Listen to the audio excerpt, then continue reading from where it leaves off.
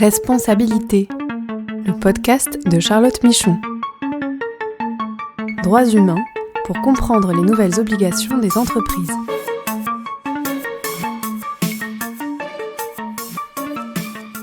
Bonjour à tous et bienvenue dans ce podcast consacré aux nouvelles responsabilités des entreprises en matière de droits humains. Je suis Charlotte Michon, je suis avocate et j'accompagne les entreprises dans la compréhension et la formalisation de leurs démarches droits humains et dans la conformité à leurs devoirs de vigilance. Nous allons parler aujourd'hui d'une actualité, donc la décision du tribunal judiciaire de Paris dans l'affaire La Poste.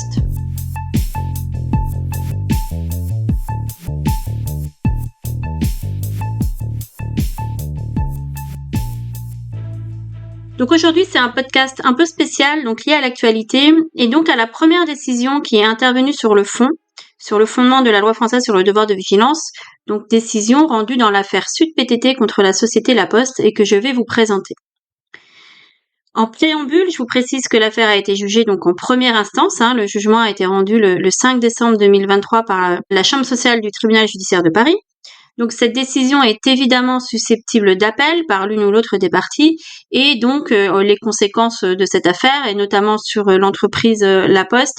pourraient être modifiées. Mais je trouvais quand même intéressant de revenir avec vous dès maintenant sur l'argumentation qui a été utilisée par le tribunal et sur certains éléments d'interprétation de cette obligation de vigilance de la loi française qui pourrait aider les entreprises dans sa mise en œuvre.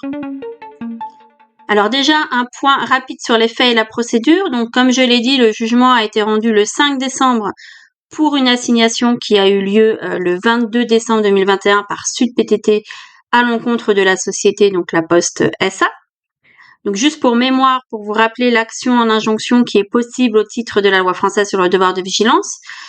toute personne justifiant d'un intérêt à agir donc peut mettre en demeure une entreprise, arguant de la non-conformité avec la loi, et après un délai de 3 mois minimum, assigner l'entreprise devant le tribunal judiciaire de Paris si elle considère que la réponse n'est pas satisfaisante ou pas convaincante ou que la réponse est inexistante. Et aujourd'hui, pour mémoire aussi, toutes les décisions que nous avons eues sur le fondement de cette loi sur le devoir de vigilance sont des décisions d'irrecevabilité autour de conditions de la mise en demeure et de l'assignation avec des questions d'identité, de plan de vigilance entre la mise en demeure et l'assignation et du caractère précis des demandes. Donc, on n'a pas eu de décision sur le fond. Et donc aujourd'hui, cette affaire La Poste, on a, comme je l'ai dit, cette première décision sur le fait de savoir si La Poste a respecté ou non son obligation de vigilance posée par la loi et sur quels critères. Alors sur les faits, plusieurs mises en demeure avaient été envoyées par Sud PTT à la société La Poste entre le 9 juillet 2020 et le 17 mai 2021, donc sur 2 plans de vigilance successifs, puisque ces plans ont été publiés dans les documents d'enregistrement universel qui sortent en début d'année, et La Poste avait répondu à chacune de ces mises en demeure, jusqu'à ce que Sud PTT donc ait décidé de l'assigner en décembre 2021.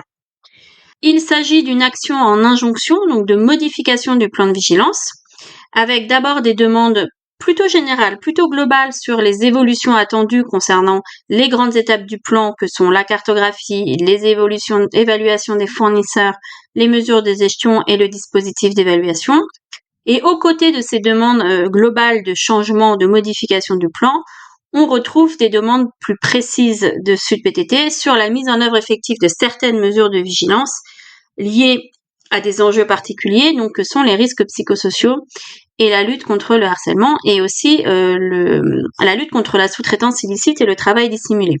Pourquoi ces enjeux spécifiques ? Parce que à l'origine de la mise en demeure, Sud PTT dénonçait en fait des situations existantes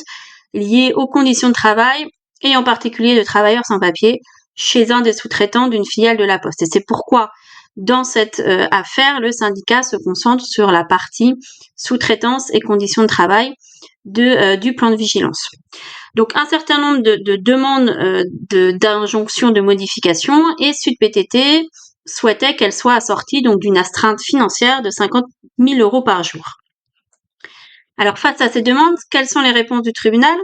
Donc déjà un petit point préliminaire si je puis dire, le tribunal se base sur le dernier plan de vigilance public, donc à l'époque des premières audiences, donc celui dans le document d'enregistrement universel 2021 qui avait été publié 2022. Et donc le tribunal a pris la dernière version du plan de vigilance publié, même si ce n'était pas celui formel de l'assignation. Sur les réponses de fond, donc je ne vais pas détailler toutes les réponses, mais juste synthétiser peut-être les éléments qui me paraissent importants dans une perspective d'application par les entreprises de cette obligation de vigilance. Alors, tout d'abord, concernant la qualité de la démarche de vigilance et finalement son effectivité. Donc les juges rappellent dès le début qu'il s'agit d'une démarche d'identification et de hiérarchisation des risques, dont la cartographie est la première étape, que celle-ci est fondamentale et puisqu'elle détermine l'ensemble des mesures du plan de vigilance, les évaluations, les actions de maîtrise, le mécanisme d'alerte, etc. Et ce qui est intéressant, c'est qu'il donne des éléments précis, assez précis sur l'objectif et la méthodologie de cette cartographie des risques, en rappelant qu'il s'agit d'identifier et d'analyser l'impact potentiel des activités de l'entreprise, donc sur les droits fondamentaux des personnes, la santé, sécurité ou l'environnement, et en prenant concrètement en compte, et c'est là où c'est intéressant,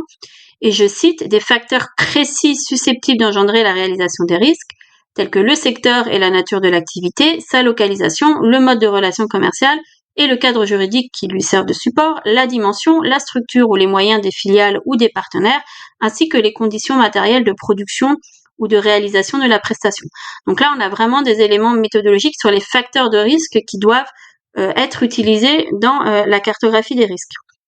Et les juges, en regardant de manière assez précise cette cartographie des risques publiée donc par la Poste, ont considéré qu'elle fournissait une description à un trop haut niveau de généralité, qu'elle ne permettait pas justement de déterminer ces facteurs de risque précis, donc vraiment directement liés à l'activité et à l'organisation,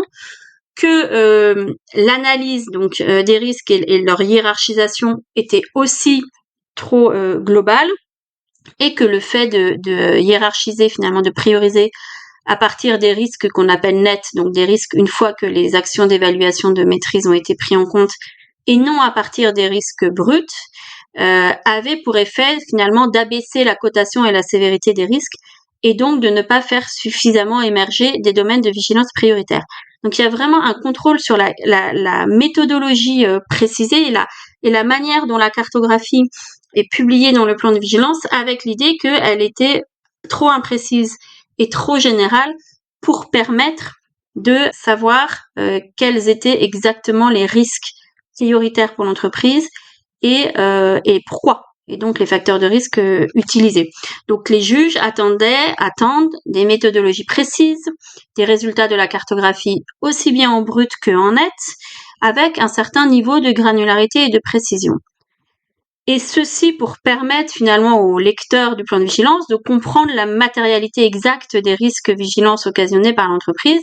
la sévérité de ces risques, et donc permettre aussi d'identifier et d'évaluer finalement les actions qui doivent être instaurées ou renforcées. Et sur cette lisibilité auprès du lecteur, les juges précisent aussi que sur le degré de transparence attendu de cette cartographie des risques, puisque c'était une question, et c'est une question dans beaucoup de contentieux, et c'est une question qui se pose beaucoup pour les entreprises, que même s'il peut exister ou s'il existe une version interne, si vous voulez, dans les entreprises beaucoup plus complète et chiffrée, la version publiée dans le rapport de gestion doit permettre au public et aux parties prenantes de connaître l'identification précise des risques que l'activité fait courir aux droits humains, à la santé, sécurité et à l'environnement. Et donc, on doit avoir un certain niveau de granularité, de matérialité du risque qui permettent de comprendre ces risques pour le lecteur. Et donc la Poste a été enjointe dans ce jugement à modifier cette cartographie des risques telle que définie précédemment.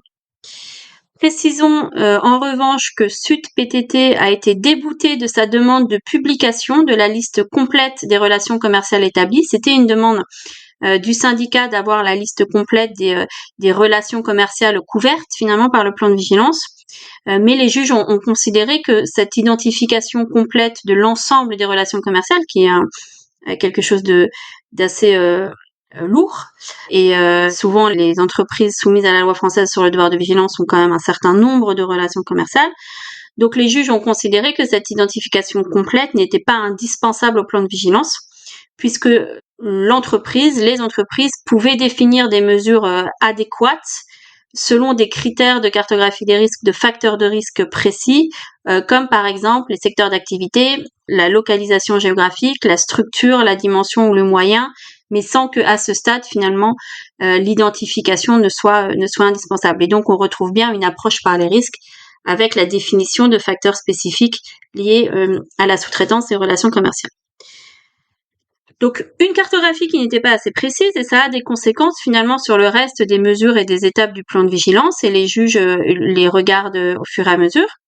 Donc ils relèvent d'abord qu'il existe certes des outils d'évaluation des relations commerciales, c'est la deuxième étape du plan de vigilance, comme demandé par la loi, mais qu'en l'état, compte tenu du fait qu'il n'y avait pas de risque précis identifié, il n'était finalement pas possible de vérifier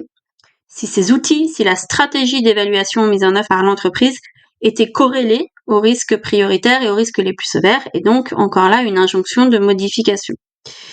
Les juges ont aussi regardé les mesures d'atténuation des risques qui sont présentées, donc la troisième étape demandée par la loi. Ils ont regardé de manière assez précise. Ils ont relevé qu'il y avait des mesures décrites de toute façon de manière trop générale, trop imprécise, notamment des politiques globales de l'entreprise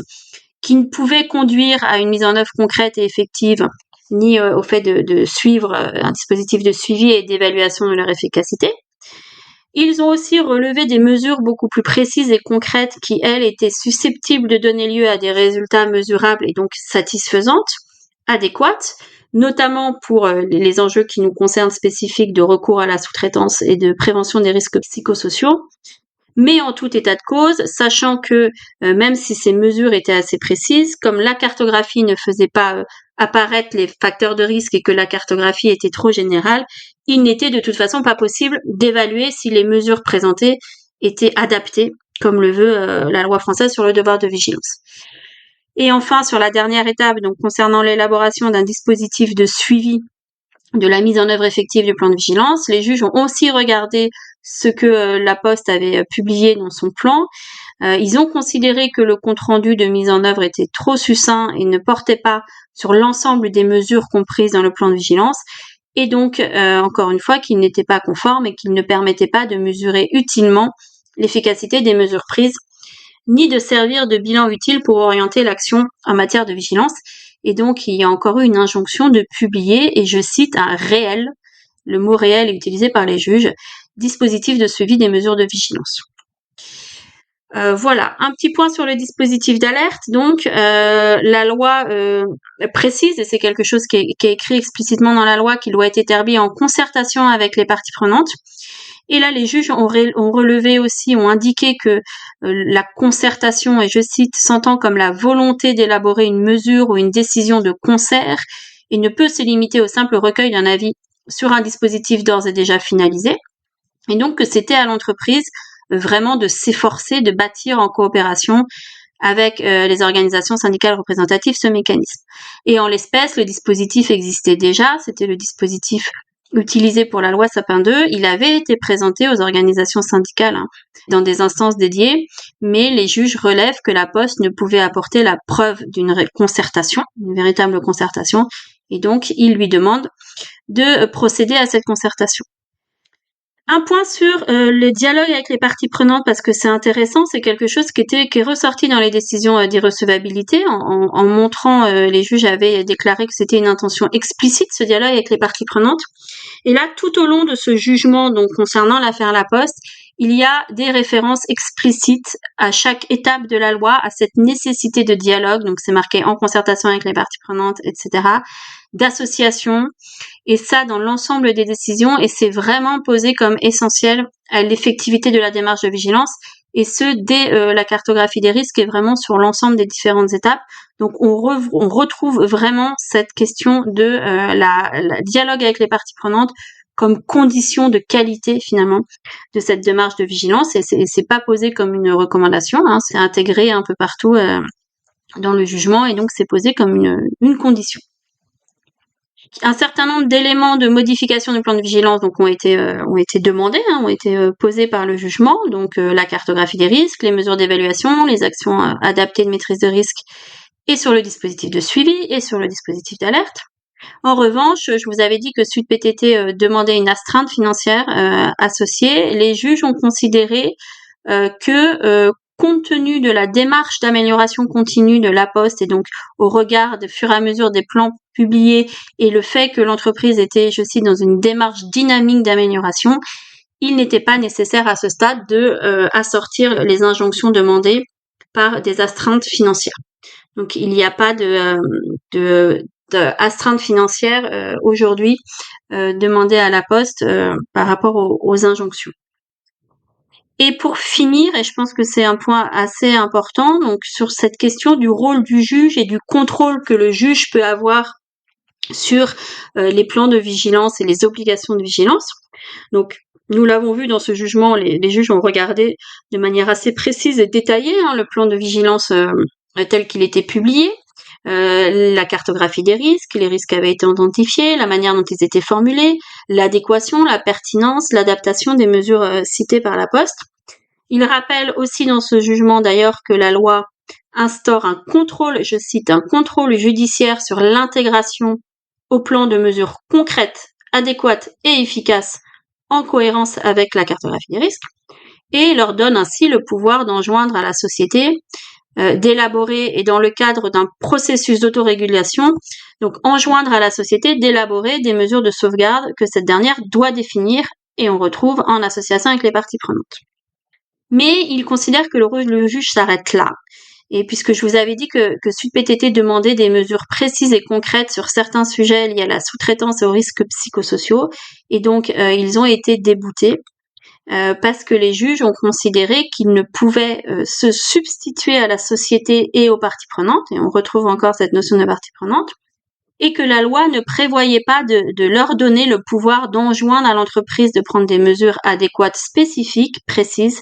mais qu'elle visait simplement à faire respecter à la société mère donneuse d'ordre, donc les obligations prévues par la loi, dont celle d'intégrer au plan des actions adaptées d'atténuation des risques et de prévention des atteintes graves. Donc on voit un contrôle assez poussé sur l'adéquation des mesures, sur l'effectivité, sur les résultats ou la méthodologie de la cartographie des risques, en tout cas la précision de la cartographie des risques, mais pas de pouvoir de se substituer à la société et donc de définir, de lui demander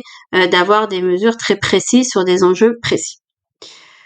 Voilà pour cette décision. Donc encore une fois, elle est susceptible d'appel. Elle a été rendue il y a quelques jours, donc elle est encore toute fraîche et on verra finalement quelles sont les conséquences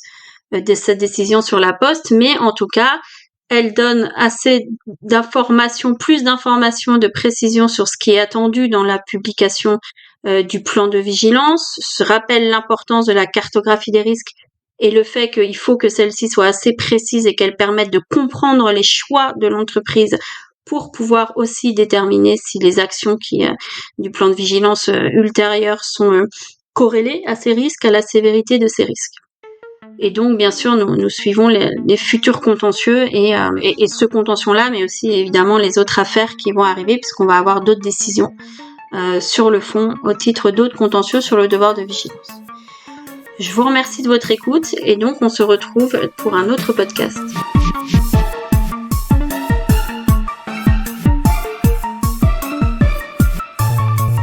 Ce podcast est proposé et présenté par Charlotte Michon. Vous pouvez la contacter sur LinkedIn pour plus d'informations. Produit par Amicus Radio, réalisé par Léobardo Arango.